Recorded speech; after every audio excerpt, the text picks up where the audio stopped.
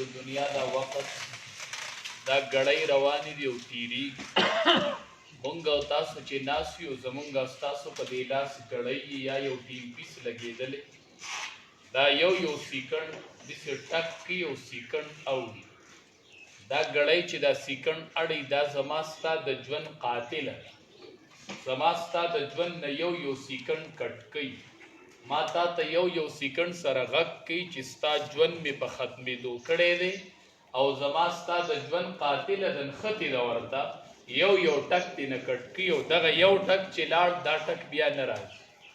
خو دغه یو ټک په ګناه کې ووت درج شوی دی که په نیکۍ کې ووت درج شوی دی دا ستا د ژوند په عملنامه کې لاړ دا وخت رانه اسې تېرېږي څه په خوب کې تېر شو څه په غیبت کې تېر شو څه په ورانکارو کې تېر شو او حق ولیکل شو درج شو هغه تېر شوی ژوند بیا نه راځي سلیمان علیه السلام مور یو ورځ سلیمان علیه السلام ته نصیحت کوي سلیمان علیه السلام د بحروبر پیغمبر دی او مور ورته نصیحت کوي بچیا د یو څو خبرو به خیال ساتي سلیمان علیه السلام ته وایي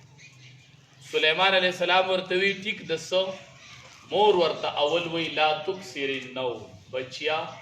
خوب به ډېر نه کوي لا تکثر النوم خوب ډېر مه کوه ولې مورې خوب ډېر نه کومه لأن کثرة النوم تترك الرجل یوم القیامة صفرا د ډېر خوب خاوند چې دی دی به په ورځ د قیامت خالي لاسونه ولاړ چا چې خوب ډېر کړی دی لأن کثرة النوم تترك الرجل یوم القیامة صفرا د ډېر خوب خاوند به په ورځ د قیامت چې ودرېږي صفرا خالي لاسونه به ولاړ د الله مخې ته به خالي داسې هېڅ په ورسره هم نه نو بچیا خوب به ډېر نه کوي کوشش کوه خوب به قدر ضرورت دی مونږ خو اوده ساره اوده ماسخوتن اوده لا تکثر النوم بچیا خوب به ډېر نه کوي خوب به په قدر د ضرورت کوي ماسخوتن ستړی اوده شولې تهجدو ټیم له تکاوټ ختم شوی دی راپاسه ودرېږه په تهجدو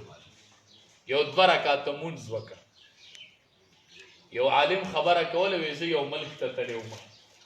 نو وی د هغې ملک غیر مذهبه خلقو نو د هغې د رب نوم و بګوان زمونږ خدای دی الله د هغې رب و بګوان وی ما ته وی چې زمونږ او ستاسو په دې رب کې څه فرق دی خو زمونږ د بګوان دی او ستاسو د الله دی ما چې دې کې خو ډېر فرق دی وی چې هېڅ فرق هم نشي وی مخامخ داسې دوکانونه وی ما ته چې دې دوکانونو کې څه خرڅېږي وی چې دې کې بګوانان خرڅېږي زمونږ دا ربونه پکې خرڅېږي رب خدایان وی ما چې راځه لاړو ورته وی ما ورته چې بګوان په 100 روپۍ دی وی چې په 15 خپل خدای یې اخیستی وي په 15 وی ما ورته چې ورته وایه چې په 3 راله راکړه په 15 خپل ته غټ بګوان میلاوېدو دا خو راکوټې وی دا ورته وایي چې په 3 هغه وی چې په 15 وی دواړه په بیه کې وراسو ما دې را دې خوا کوی عالم وي ما چې خپل رب دې وکتو د 3 او د 15 په منځ کې چلیږي ته یې په 3 غواړې او هغه یې په 15 درکوي خو د 3 او د 15 په منځ کې ستا رب چلیږي زما داسې رب دی چې دا ټوله دنیا رواله 15 نه 10 نه کروڑ رواله 2 کروڑه رواله ورېکه خو زما رب په پیسو نه میلاوي زما رب خرڅېږي نه زما رب په پیسو نه میلاویږي مای زما رب په یو څیز میلاویږي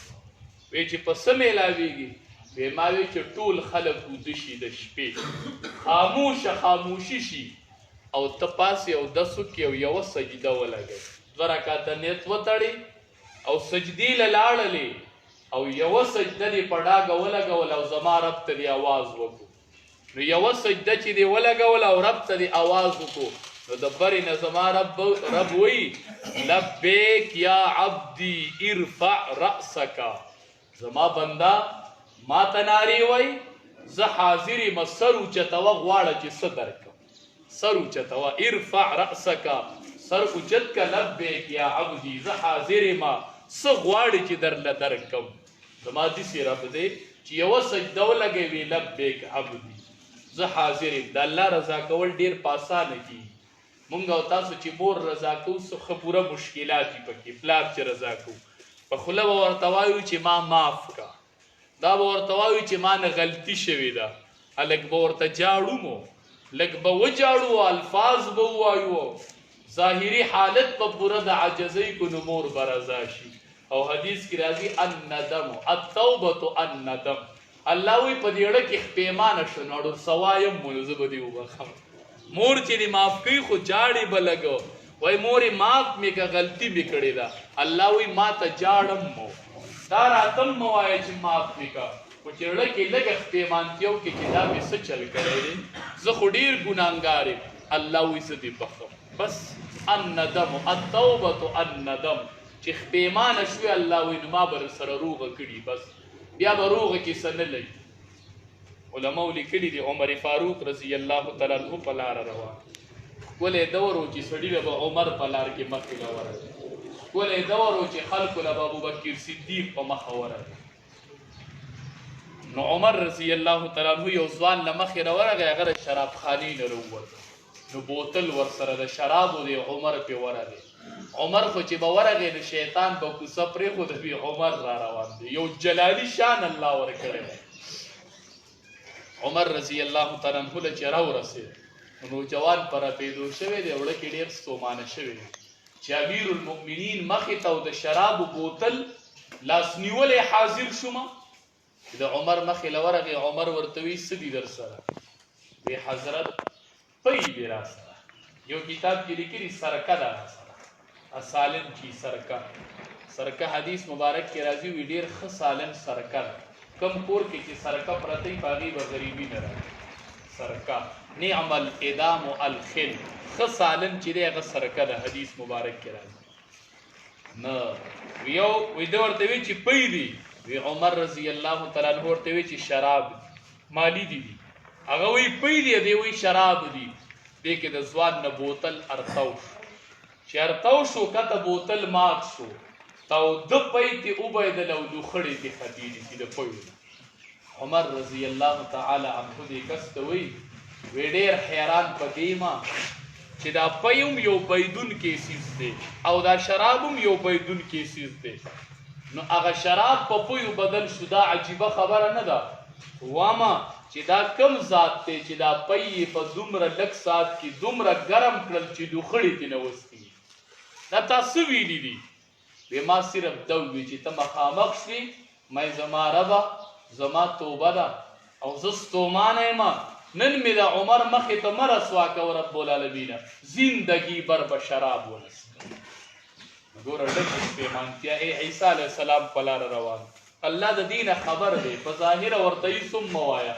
غلی کښېنه او ستا د سترګې نه اوښکه راله، الله وایي ګناهونه مې دله وبخل، پاسه ځه تا پیمانتیا وکړه او راله، ما لیدلي دي، عالم یم پې. عیسی علیه السلام په لاره روان، یو خاص ملګری ورسره روان دی، په عبادت به نه نازېږو چې زما عبادت ډېر دی، نو دواړه روان دي، وروستو پس یو ډاکو روان دی، هغه ډاکو چې مخې ته وکتل چې دا ښکلی خلک روان دی، که زه ورسره برغږېږم نسې په ما به بد ښکاره شي، نو هغه ډاکو په قدم کې ورو ورو لیټ کېږي، وایي دا ښکلی خلک دی چې په ما ورته بد ښکاره نه شي. او د عیسی علیه السلام ملګري چې وکتل چې شاته راپسې ډاکو را روان دی، وایي دا ډاکو چې موږ سره برق شي، زه دا پیغمبر دی، زه د خاصو ملګری یم، خلک به وایي چې دې سره ډاکوان ګرځي، نو دا ملګری په قدم کې تیزېږي، وایي چې دې ډاکو نه مخکې شي، او ډاکو په قدم کې ریوس کېږي او دا ملګری تیزېږي،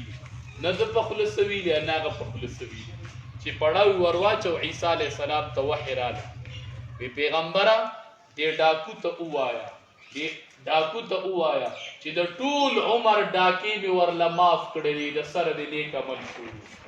او دې ملګري ته دې ووایه چې د ټول عمر عبادت مې ورله وسېزو، بیا د عبادت شروع.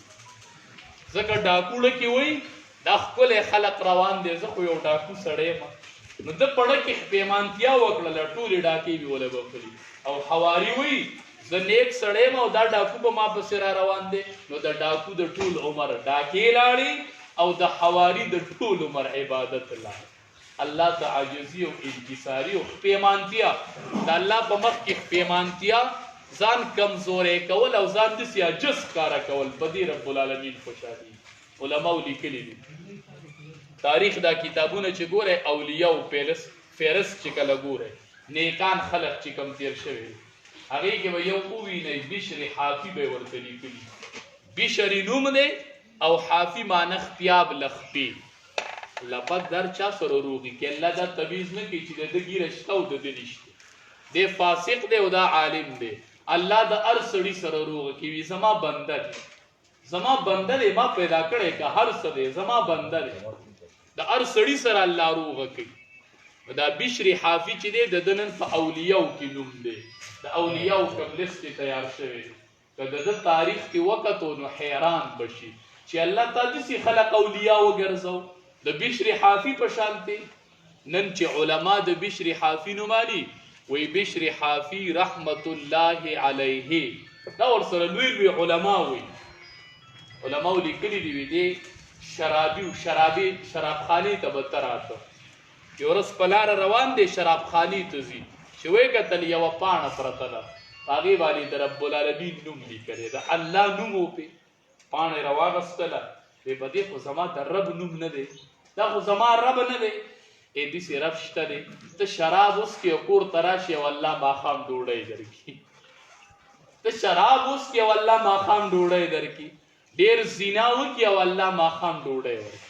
ډېر غلا وکړي او الله ماښام ډوډۍ ورکړي داسې رب شته نو شرابي هغه پاڼه راواغېستله په هغې کې د الله نوم لیکلی و هغه پاڼه یې کور ته راوړله او په یوه ښکلې کپړه کې بند کړله او عطر یې پرې ومږل وی دا زما خو د رب نوم دی هغه پاڼه یې بره په تاخ کې اوچته کېښودله وی ما باندې د رب د نوم احترام پکار دی نن زمونږ کور کې هم قرآنونه پراته رب نوم خو څه کې قرآنونو سره زمونږ څه رویه ده دلته به قرآن کمره کې پروتي خواته به ورسره د موبایل آن کړی بربنډ تصویران به ګوري اولته د قرآن پروتي د الله کلام هغه نوم بره کېښود او عطر یې وله ورکړ بشر حافي شرابخانې ته لاړو د هغې وخت چې کوم بزرګ ولي هغه خوب ولیده رب العالمین هغې ولي ته خوب کې وایي لاړ شه او بشر حافي ته زما د طرف نه پیغام و هغه بزرګ سار وی یاره دا به بل څوک وي ځکه دا خو شرابي دی د الله پیغام خو شرابیانو ته نه راځي بیا یې خوب ولیده وی تا زما پیغام نه دی وړی بشر حافي ته دی پوه شو چې بشر حافي هم دقه یو دی راغی پسې شرابخانې ته غږ یې وکړ وی دنده یو سړی دی شراب څکي بشر نومې دی زه راغلی یم د الله د طرف نه سوال جواب دي دا بشر حافي ته چې دنده اطلاع میلاو شو چې پلار کې بزرګ راغلی دی او ما ته د الله پیغام راوړی دی بشر حافي وی زه پوه شوم چې دا به یو پیغام څه پیغام وي وی دا به دا پیغام وي چې ما ته به الله ویلي چې تا په ګناهونو وس وکړو په شرابو دې وس وکړو زما عذاب ته ځان تیار بس وی دغه پیغام وي بشر حافي چې بار ته راووته هغې بزرګ ته وایي د الله د طرف نه ما ته پیغام راغلی دی او وی څه پیغام راغلی دی وی رب العالمین راته ویلی دی چې بشر حافي ته ووایه چې تا زما نوم له عطر ورکړي دي زما نوم دې معطر کړی دی او اله به درله مرګ راولم چې په ټوله دنیا کې دې نوم معطر کړه داسې دې نه وجنم تا زما نوم له عطر ورکړي کور دې یخې دی زه ډېر غیرتي ذات یم چې په ټوله دنیا کې دې نوم معطر کم اله به درله مرګ راولم نن په غونډه دنیا کې د دنیا په ګوټ وټ کې تپوس وکړه د عالم نه وایي بشر حافي څوک و هغه به وایي چې رحمت الله علیه نوم یې په ټوله دنیا کې نن معطر دی د وی خامات الله دا پیغام را لیږي ودرېدو وی یا الله چې ته شرابیانو سره روغې کوې او د شرابیانو نومونه معطر کوي الله زما در سره دا لوز دی چې د نن نه پخوا به زما نه په مخ د ځمکه ګناه سرزد نشي بس وی ده چې کله توبه ایستله نو دی خپیاب له خپو حافي ویلی کېږي خپیاب له خپو والا او ده چې د کمې ورځې نه توبه ایستلې وه د مرګه پورې د بیا پیزار نه و په خپو کړی دی به خپیاب له خپې ګرځېدو وی ما ته هغه وخت ډېر خوښ دی چې کله ما توبه ایستله نو ګوره د الله په عشق کې پیزار پرېښودو علماو لیکلي دي وی دی د بغداد اوسېدونکي او دا بشر حافي سار به دی د کوره راووتو په کومه کوڅه باندې به بشر حافي لاړو په هغې کوڅه باندې به د ماښامه پورې څاروي غوشان نشو کولی،